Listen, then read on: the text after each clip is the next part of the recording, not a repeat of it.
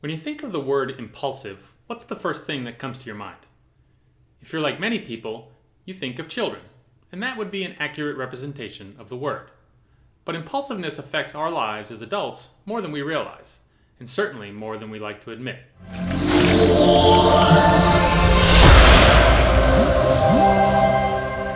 Impulsiveness is a tendency to react rather than respond, a hallmark of child behavior.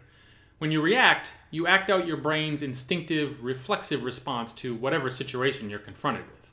As children mature, however, they slowly learn how to control those impulses and respond to people and situations in ways that are acceptable to society. As a human being, you have what's referred to as an executive portion of your brain.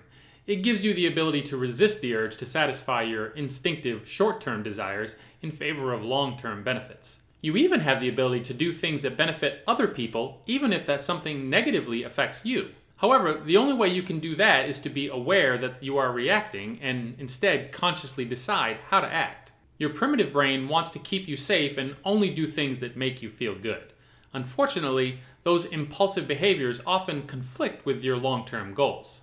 You eat a candy bar, watch TV, or smoke a cigarette because your primitive brain tells you, even if only subconsciously, that those things will make you feel good and help you relieve the stress of everyday life. The challenge in overcoming these impulsive behaviors is learning to recognize when they're happening. More often than not, those behaviors happen without you consciously thinking about them.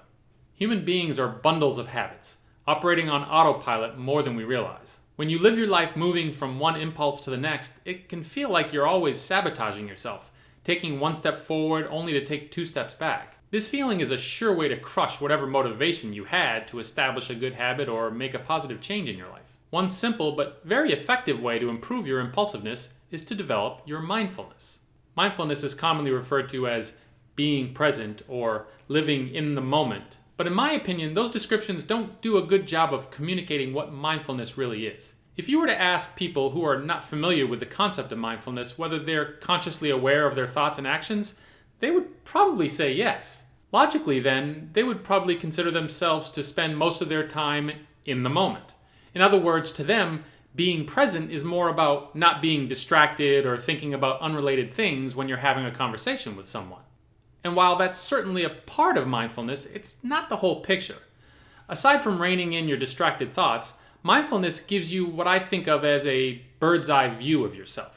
You can also think of it like there's another version of you standing over your shoulder all the time, although that's kind of creepy, listening to you and watching you like you're a different person. This view allows you to think about the thoughts you are having while you're having them. The primary way of developing your mindfulness is through mindfulness meditation. If you're unfamiliar or have a negative association with the word meditation, I'll simply say that there's a lot of misinformation floating around in our culture on this topic. Mindfulness meditation is not the mystical, incense-burning, crystal healing practice that many people associate it with. It's a practice that has not only thousands of years of human experience behind it, but also decades of scientific research that illustrates its positive effects. At its core, mindfulness meditation is simply a method for training your mind to be aware of its thoughts. You do that by simply focusing your mind on something, usually that something is your breath, but it can really be anything, and then every time you notice your mind has wandered away, you gently bring it back. That's it.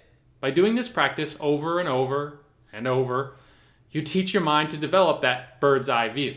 If you want to learn more about mindfulness and meditation, there's lots of good websites and information on the topic. Mindful.org is a good place to start. There are also many good apps that offer both guided and unguided meditation, several of which are either completely free or offer a free version. I've personally tried Headspace, Calm, and Omvana.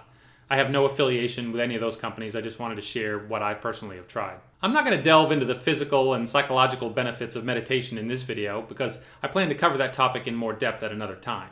I simply want to point out that mindfulness allows you to recognize when your thoughts are just an impulsive reaction to something in your environment. Armed with that knowledge, you can then decide how to respond to the situation. And when you choose your response, you at least have a fighting chance of doing so in a way that's more in line with your long-term goals and that supports rather than sabotages your motivation. If you like this video, please click the like button and consider subscribing to my channel. Thanks for watching.